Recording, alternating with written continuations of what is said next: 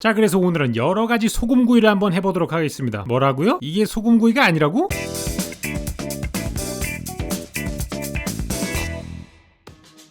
자, 오늘 준비한 거는 여러가지 다양한 소금구이를 한번 해볼 거예요. 처음에는 뭘 준비했냐면은 거대한 토마호크 준비했습니다. 그래서 오늘은 이걸로 기타를 치는 게 아니라 소금구이를 만들 겁니다. 요즘 외국 인스타에 핫한 게 있어요. 바로 소금구이인데 이런 식으로 소금을 잔뜩 입혀가지고 하는 거죠. 아무래도 여름이 바베큐 시즌이어가지고 또 인기가 있었나봐요. 과연 소금구이가 맛있는가에 대해서 알아보도록 하겠습니다. 후추와 마늘가루 정도만 뿌려줄 겁니다. 왜냐하면 소금은 위에다가 잔뜩 뿌릴 거니까요. 소금값만 고기값의 거의 3분의 1 가격이어가지고 대체 이게 무슨 미친 짓인가 하는 생각이 들었는데, 일단 저도 이런 방식으로 한 번도 음식을 만들어 본 적이 없어가지고 과연 쓸만한가 테스트를 해보는 겁니다. 그리고 소금이 무너질 것 같으면 이렇게 물을 조금씩 끼얹어주면은 소금이 단단히 굳는다고 하네요. 어쨌든 이 녀석이 굽는 동안 같이 어우러질 만한 요리를 한번 만들어 보도록 하죠. 얘는 제가 예전에 요리학계에서 요리를 배울 때 세 번째 강의에서 알려준 거니까 굉장히 쉬운 요리라는 뜻일 겁니다. 버터를 두른 상태에서 당근을 넣어줄 겁니다. 저는 새끼 당근을 썼는데 사실 저거나 큰거나 맛은 똑같아요. 그냥 모양의 차이랄까? 그 다음에 뭘 넣어주냐? 메이플 시럽을 넣을 겁니다. 이건 메이플 글레이즈드 캐롯이라고 하는 녀석인데 굉장히 고전적인 곁들임 음식 중에 하나입니다. 뚜껑을 닫은 상태로 5분 정도 익혀주시면 이렇게 당근이 왕창 다 익은 상태가 되는데요. 금방 익어요. 당근이 조그맣기 때문에. 그리고 다 쫄아들면은 이렇게 얹어주시면 됩니다. 사실 누가 이런 당근을 먹겠습니까? 그냥 이제 보시는 것만으로도 그냥 저런 요리가 있구나 하시면 되고요. 사실 중요한 건 이 녀석이죠. 안에 들어갔다가 소금이 완전히 절여져서 나온 녀석인데 뚜껑을 꺼내가지고 한번 비주얼을 보여주셔야 되는데 낮은 온도에다가 해야 된대요. 너무 고온에다가 하면은 또 수분이 쫙 빠지기 때문에 낮은 온도에서 해주고 토치로 마이야르 효과를 주시면 되겠습니다. 그래서 한 10분 정도 지지고 나면은 이런 고기가 완성이 되는 거죠. 저온에서 구웠기 때문에 안까지 색깔은 이쁘게 나왔고 다 구워진 상태인데 뭔가 부족한 게 있어요. 보시면 아시겠지만 여러분, 고기가 안쪽에 지방이 그냥 흰색을 그대로 유지하고 있습니다. 별로 좋아하지 않는 지방 색깔이에요. 조금 갈색기가 나서 바짝 녹아내린 느낌이 있어야 되잖아요. 근데 이건 마치 수육 같은 하얀색이어가지고 부족함이 확실히 있습니다. 그래서 왜 이걸 이렇게 하는지 잘 모르겠어요. 저 정도로 괜찮은 토마호크를 샀는데 기름이 제대로 익지 않아가지고 풍미가 완벽하게 나오지 않는 뭔가 굉장히 실망스러운 느낌이 났습니다. 그냥 불에다가 구워 먹을 걸 하는 생각이 들었는데 좀 아쉬운 부분이 있었고요. 그래도 일단 고기니까 전부 다 썰어 먹었습니다. 자, 그 다음에 생선도 한번 소금 무덤에다가 구워볼까 합니다. 이 녀석은 돔인데요. 내장도 다 빼가지고 온 거를 오늘은 고든 램지 방식으로 한번 구워볼 거예요. 고든 램지도 이 소금구이 요리를 한번 했더라고요. 근데 안에다가 레몬을 넣어가지고 했더라고요. 그래서 레몬을 마치 코인 넣는 것 마냥 뱃속에다가 넣고 한번 구워보도록 하겠습니다. 이 상태에서 딱히 해줄 건 없어요. 그냥 후추 정도만 뿌려주시면 되겠습니다. 소금은 왜 안 뿌리냐고요? 지금 다 덮어줄 겁니다. 백사장에서 모래 찜질하듯이 잔뜩 덮어줘가지고 모든 면이 다 잠기게 해주겠습니다. 그 다음에 요걸 통째로 구워주는 거죠. 그렇게 오래 걸리지 않습니다. 한 40분 정도만 구워주시면 되는데 요걸 이제 또 화석 발굴하듯이 다 캐봐야겠죠. 긁어내렸는데 사방 팔방의 소금이 다 튀어요. 가구가 망가지거나 이러면 저처럼 욕을 먹을 수가 있기 때문에 다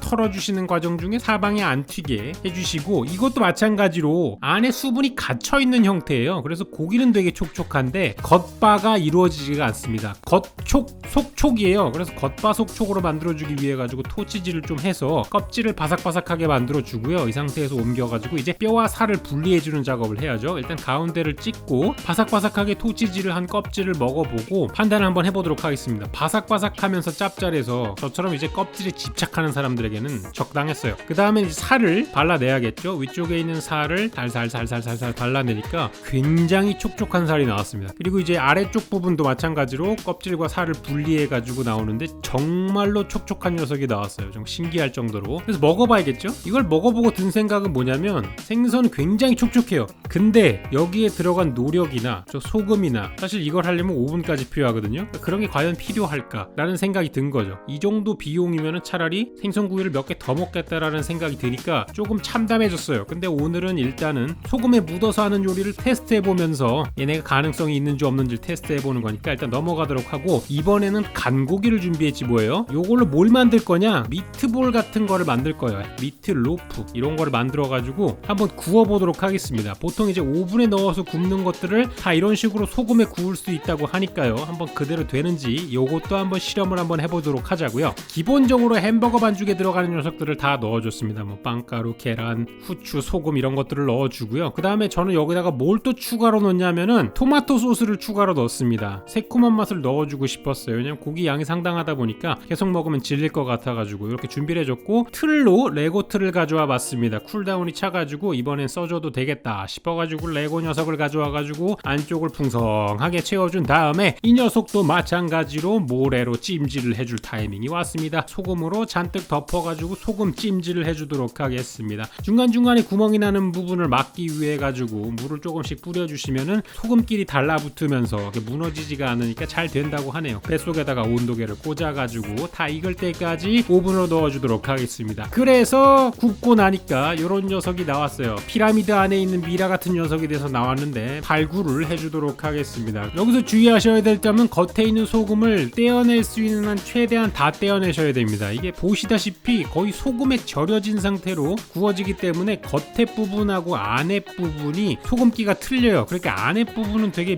밍숭맹숭한데 겉에 부분은 무지하게 짭니다. 일단은 잘라가지고 속이 익었는지를 보여드릴 건데요. 속은 잘 익었어요. 근데 겉에 부분은 무지하게 짭니다. 속의 부분은 싱거워요. 음식으로서는 굉장히 치명적인 단점이거든요. 이걸 그냥 먹을 수가 없습니다. 뭔가랑 같이 먹어야 돼요. 저는 빵을 한번 만들어 보기로 했습니다. 빵을 소금에다가 한번 구워 볼 거예요. 아까도 얘기해드렸지만 오븐에 들어갈 수 있는 녀석들은 전부 다 이 소금 방식으로 할 수 있다 그래서 요것도 한번 실험해 보는 거죠. 근데 오늘 만들 빵은 뭐냐면은 들어가는 게 감자 전분으로 만든 빵이에요. 쫄깃쫄깃한 빵류인데 저도 요건 처음 만들어 보는데 반죽이 굉장히 특이합니다. 마치 지점토 같은 반죽이 나왔어요. 그러면서도 몰랑몰랑한 슬라임 지점토 같은 느낌이랄까? 냉장고에서 쉬고 있는 동안에 감자를 또 으깼습니다. 감자빵 안에 감자를 넣어가지고 만든 감자빵. 간단하게 감자를 으깨서 소금만 넣어주고 요 녀석으로 이제 빵을 한번 빚어보도록 하겠습니다. 휴지된 반죽을 적당한 크기로 나눠가지고 쭉 펼쳐준 다음에 동글동글하게 마치 송편 접듯이 접어가지고 이 안에다가 감자를 넣어주는 것이죠. 그래서 감자 전분으로 만든 감자빵에다가 감자를 넣어가지고 감자한 감자빵을 모양을 잡아주시면 되겠습니다. 모양도 감자스럽게 그냥 대충 울퉁불퉁하게 잡아주시면 되고요. 전부 다 빚어주도록 하겠습니다. 이게 생각보다 은근히 오래 걸렸어요. 그 다음엔 요 녀석을 훨씬 더 감자처럼 보일 수 있도록 트릭을 써줄 겁니다. 리트쇼의 정체는 검은 콩가루와 검은 깨가루입니다. 가루가 충분히 묻어진 상태에서 구워주시면 되겠습니다. 물론 이대로 구워도 되지만 저는 오늘 테스트를 해본다 그랬죠. 이거를 소금을 잔뜩 뿌려가지고 소금에다가 묻어서 과연 소금 베이킹이 되는지 제대로 빵이 나오는지 한번 보도록 할게요. 구웠더니까 이제 어떤 게 나왔냐, 중간에 빵이 커지면서 튀어나왔습니다. 이건 제가 예상치 못했던 부분이죠. 그리고 소금이 엄청나게 많이 묻어 있어요. 반죽이라 그래가지고 조금 흡수를 했나봐요. 그래서 이 녀석들을 일단은 1차 분리를 해준 다음에 한참을 털어내야 했습니다. 거의 하나당 2-3분은 털어내야 했어요. 그래서 겉에 묻은 소금을 다 털어내니까 이런 형태가 나왔습니다. 놀랍게도 소금 안에서도 색깔은 다 나는 게 진짜 신기했어요. 그리고 안에 있는 으깬 감자가 촉촉해질 정도로 맛있게 나왔는데 문제는 뭐냐, 여전히 짭니다. 이게 어떤 정도냐면은 지금 들고 있는 요 2개 정도만으로도 맥주를 한 3리터는 마실 정도로 짜요. 계속 이렇게 실패를 하다 보니까 조금 화가 나는 거예요. 왜 이렇게 죄다 짜기만 할까? 그래서 지금까지 배운 거를 토대로 조금 더 괜찮은 소금구이를 한번 만들어 보기로 했습니다. 마지막으로 제가 가장 좋아하는 닭을 가져왔어요. 이 닭으로 이번에는 어떻게 할 거냐, 우선은 닭을 촉촉하게 만들어주기 위해서 안에다가 여러 가지를 집어넣을 겁니다. 향도 추구하기 위해서 마늘을 한번 으깨가지고 넣어줬고요. 지금 하는 거는 껍질과 살 사이를 분리해서 공간을 만들어주는 겁니다. 특히 북경오리 같은 걸 할 때 이런 방식을 쓰는데 여기에다가 뭘 넣을 거냐면 버터를 넣어줄 거예요. 보통 여러분은 닭가슴살이 되게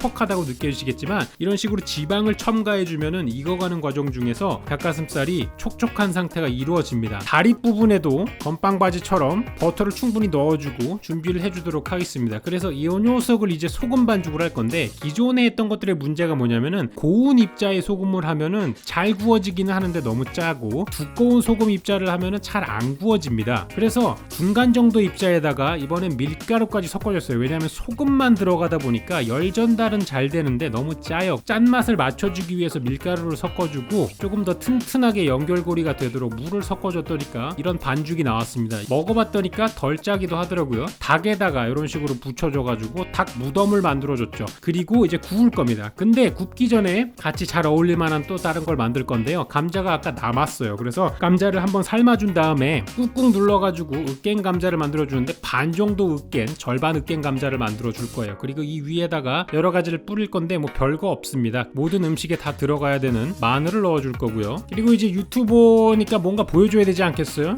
허브 같은 걸 가져와가지고 대충 올려주시면 되는데 저거 그냥 파슬리입니다. 사실 중요하진 않아요. 그냥 비주얼용으로 뽑아줬고요. 올리브오일을 그냥 아주 사정없이 뿌려주시면 됩니다. 물론 그냥 식용유 쓰셔도 돼요. 어차피 고온에서 가열을 할 거라 딱히 올리브가 큰 의미는 없는 것 같긴 하더라고요. 그 다음에 파슬리 정도 뿌려주고 구워주도록 하겠습니다. 자, 이제 닭이 어떻게 됐는지부터 한번 보시죠. 뭔가 시꺼먼 게 있어가지고 저는 이것도 망했나? 살짝 기겁을 했습니다. 그리고 뜯어보기로 했죠. 과연 어떻게 나왔을까? 김은 폴폴 나고 겉은 시커먼데 놀랍게도 속은 완전히 하얀 닭 녀석이 나온 게 아니겠어요? 물론 이거를 꺼내는 과정은 쉽지가 않았습니다. 아까 밀가루가 들어가가지고 소금과 완전 찰떡이 돼가지고 부서지지 않는 것 좀 보세요. 닭이 나올 수 있는 공간을 만들어가지고 꺼내줬고요. 뼈와 살을 분리해가지고 먹기 쉽게 만들어주도록 하겠습니다. 보통은 이런 걸 이제 가운데에 놓고 작업을 해야지 화면에 이쁘게 나오는데 저는 왜 이걸 사이드로 놓고 녹화를 했는지 모르겠어요. 근데 편집을 하면서 보니까 이걸 왜 사이드로 놓는지 알겠어요. 왜냐면 이때까지 만들었던 음식이 전부 다 짜고 맛이 없어가지고 하루 종일 아무것도 못 먹었던 거예요. 그래서